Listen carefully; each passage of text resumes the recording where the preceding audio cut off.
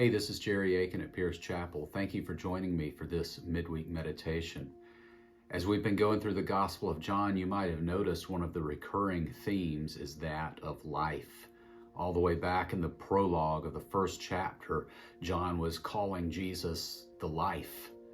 And Jesus makes this claim about himself over and over again. In his conversation with Nicodemus, he said that whoever has the Son, believes in the Son, has eternal life. But also in some of the metaphors and analogies he uses for himself, he is again saying that he is life, the source of life. He told the woman at the well that he was the living water. Of course, we need water to live. And this Sunday, we'll talk about his statement that he is the bread of life. Of course, we need food to live as well. But I want to briefly talk about something that he said to his disciples before this conversation about being the bread of life.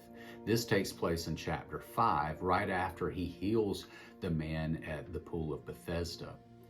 He says that he is the resurrection, that God has given him the authority to bring people back from the dead. Now keep in mind, this is before he raised Lazarus. This is before he raised himself. So the disciples had not seen resurrection, and yet here Jesus is talking about resurrection. I know that had to be very confusing for them. In hindsight, they could look back on it and understand it, but at the time it had to be confusing. And even today, when we think about the resurrection, we either think about this thing that happened back then when Jesus walked out of the tomb, or we think about this thing that's going to happen way in the future when we experience the resurrection. But what Jesus was saying is that he is the resurrection now. That power to bring back to life, to restore life, is available now.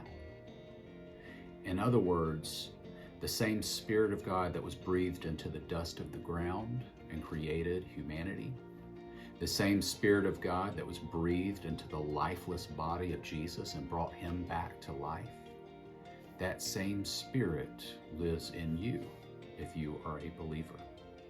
So you have the resurrection power of Christ now.